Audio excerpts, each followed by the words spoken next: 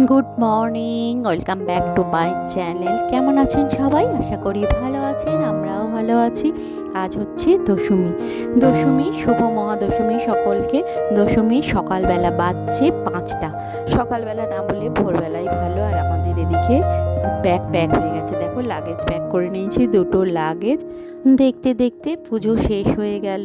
আর দশমীর দিন এলেই মনটা কীরকম যেন ভারাক্রান্ত হয়ে যায়।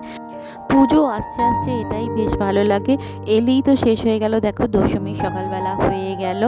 যাই হোক, আমরা বেড়াতে যাচ্ছি, এটার একটা আনন্দ আছে। যদিও শর্ট ট্রিপ, তার জন্য আমি ফ্লাক্সি চা রেডি করে নিয়েছি, আদিবাবুর দুধও রেডি করে নিয়েছি, আর কয়েকটা টুকিটাকি বাসন ছিল সেগুলোও মেজে নিয়েছি। বেড়াতে যাওয়া ছোট বা বড় দুদিনেরই হোক বা এক সপ্তাহেরই হোক, বেড়াতে যাচ্ছি এটাই বেশ মজার। বাজছে 6:24। হাই তুলতে তুলতে মাম্মা রেডি হয়ে গেছে। আমাদের বেরোবার কথা ছিল 6টা, কিন্তু হয়ে উঠলো না কো। আর আদিবাবু তো এখনও ঘুমোচ্ছে, দেখছো, ওকে শুয়ে শুয়ে ঘুম পাড়িয়ে রেডি করে নিয়েছি। এবার ওকে কোলে তুলে নেবো, নাবতে নাবতে আদিবাবু উঠে যাবে। আর ওয়েদারের অবস্থা দেখেছো কীরকম? বলেই যে দশমী থেকে বৃষ্টি হবে। জানি না যেখানে যাচ্ছে সেখানে কীরকম ওয়েদার থাকবে, না হলে সব গোটা দুদিনই আমাদের হোটেলের রুমে বসে কাটাতে হবে। যাই হোক, দেখা যাক। ওয়েদার সেখানে কি না গেলে তো বুঝতে পারবো না কো, কিন্তু বৃষ্টি সব জায়গাতেই হবে বলেছে ওয়েদার রিপোর্ট। আর এটা হচ্ছে আমাদের আবাসনের ঠাকুর। দেখো এখন সকালবেলা কেউ নেই, বেশ কটা দিন দমদম করে কেটে গেল। কিন্তু একটাই, আমার আবাসনের পুজো এই প্রথম বছর। আমি কোনো দিনও, আমার বিয়ে হয়েছে 18 বছর, কিন্তু কোনো দিনও আমি সিঁদুর খেলিনি দশমীতে। হয়তো নেক্সট ইয়ার খেলবো। নিজের আবাসনে সেরকমভাবে পুজো ছিল না, নিজেদের পাড়ায় পুজো ছিল একটু দূরে, সেই জন্য সেরকমভাবে আর যাওয়া হতো না দশমীর দিন।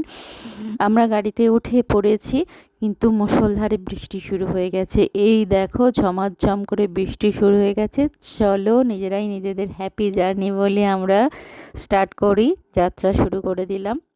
আর কি মুষলধারে বৃষ্টি পড়ছে, দেখো ঝমাঝম বৃষ্টি পড়ছে, বেশ ভালো লাগছে জানো তো। বাইরে ঝমাঝম বৃষ্টি আর ভিতরে আমরা। একটা সময় ছিল যখন আমাদের গাড়ি ছিল না, তখন মোটর সাইকেলে করে যেতাম আমরা, বাইকে করে। বৃষ্টিতে দাঁড়িয়ে থাকতে হতো, সত্যিই বেশ কষ্টের ছিল ব্যাপারটা। কিন্তু এখন বাইরে বৃষ্টি পড়ছে, আমরা গাড়িতে সবাই মিলে বেশ মজা লাগে জানো তো। বেশটা ঝমাঝম বৃষ্টি আমার দারুণ, আর বৃষ্টি দেখতে আমার খুব ভালো লাগে। এদিকে আমরা রেলগেটে আটকে আছি, ট্রেনটা যাচ্ছে আদি সপ্তগ্রামে, আমরা রেলগেটে আটকে আছি। আমরা যেখানে যাব ট্রেনটাও সেইখানেই যাবে। মিস্টার বলছে আমরা নাকি আগে পৌঁছাবো। হ্যাঁ, তোমাদের তো বলাই হয়নি আমরা কোথায় যাচ্ছি। আমরা যাচ্ছি মুর্শিদাবাদ। দুদিনের ছুটি আছে, ছুটিতে আমরা যাচ্ছি মুর্শিদাবাদ হাজারদুয়ারি দর্শন করতে। আমরা ছুটি থাকলে মোটামুটি দীঘা চলে যাই সমুদ্র দর্শন করতে, কিন্তু এবারে একটু অন্যদিকে বললাম, চলো একটু মসজিদ দেখে আসি, হাজারদুয়ারি, মতিঝিল, এগুলো দেখবো, দেখার ইচ্ছা আছে। দুদিনের ট্রিপে মোটামুটি হয়ে যাবে, এটা যেহেতু শর্ট ট্রিপ। এবার গাড়িকে খাবার দেওয়ার জন্য দাঁড়িয়ে পড়েছি, চলো গাড়িটা রিফিল করে নিচ্ছে, অনেকটা দূর যাব। আর মিস্টার একটু বাইও আছে, বেরোলে একটু রিফিল করে নেয়, কারণ কোথায় জ্যামে আটকে গেলে সত্যিই সমস্যা। তেল আছে, তবু কোথায় যদি জারাতে হয় অনেকক্ষণ। আর এখন একটু বৃষ্টিটা ধরেওছে জানো, কিন্তু আকাশটা দেখেছো কীরকম গম হয়ে আছে, একদম মনে হচ্ছে যেন এই বৃষ্টি নামবে। আমরা শুধু চা বানিয়ে এনেছি। গাড়িতে যেতে যেতে যদি ঝুমুনি আসে, আমার তো পাশে বসেই সকালবেলা বেশ ঘুম পেয়ে যায়, সেই জন্য একটু চা খেতে খেতে আমি যাব। এসে গেছি শান্তিপুর, এরপর ফুলিয়া। এগুলো হচ্ছে শাড়ির জন্য খুব বিখ্যাত জানো। আর রাস্তার ধারেই বেশ শাড়ির দোকান আছে অনেকগুলো জানো তো। এখন যেহেতু সকালবেলা, সেই জন্য দেখতে পাবে না খুব ভোরবেলা, মোটামুটি 7:30 মতো বাজছে। আর ফেরার সময় মিস্টারকে তাই বললাম ফুলিয়া থেকে শাড়ি কিনবো। ফুলিয়া তাঁতের শাড়ি নাম শুনেইছো তোমরা। এবার জোর খিদে পেয়ে গেছে, আমরা কৃষ্ণনগরের কাছাকাছি এসে গেছি। এখানে একটা খুব ভালো রেস্টুরেন্ট আছে, এটা হচ্ছে মাদার শার্টস। এখানে আমরা ব্রেকফাস্ট করব। বাজছে 8টা, মোটামুটি গাড়ি আছে, খুব একটা বেশি ভিড় নেই, কিন্তু একটু বৃষ্টিটা ধরেছে। তাও মামাকে বললো যে ছাত্রা নিয়ে নে, কারণ এখানে কোনো শেড নেই গাড়ি রাখার। খেয়ে আসার সময় যদি বৃষ্টি হয় তখন তো আসতে সুবিধা হবে, সেই জন্যই একটা ছাতা সঙ্গে নিয়ে নিলাম। আর রেস্টুরেন্টটা কি বলবো, কি বিশাল রেস্টুরেন্ট, তোমাদের কি বলবো, পাশেই একটা ওদের আছে, সেটাও বিশাল। আমরা পেট্রোল পাম্পের কাছে যে রেস্টুরেন্টটা সেটাতেই এলাম, এই প্রথম আমরা মাদার শার্টসে এলাম। আর এখানে একটা মজার ব্যাপার কি বলো তো, এখানে খাবার সার্ভ করে হচ্ছে অনন্যা। অনন্যা কে বলো তো, অনন্যা হচ্ছে রোবট, এই দেখো। আর প্রচুর জায়গা আছে খাবারের, জানো তো, মানে প্রচুর বসার জায়গা আছে। প্রথমে ভাবলাম আমরাই বোধহয় প্রথম, না, ভেতরেই ঢুকে এখানে অনেক 2-4 জন লোক আছে ব্রেকফাস্ট খাওয়ার জন্য। আর এটা হচ্ছে অনন্যা, অনন্যাকে রাস্তা দিলে অনন্যা ঠিক চেয়ার টেবিলে খাবার সার্ভ করে দেয় ঠিকঠাক টেবিলে।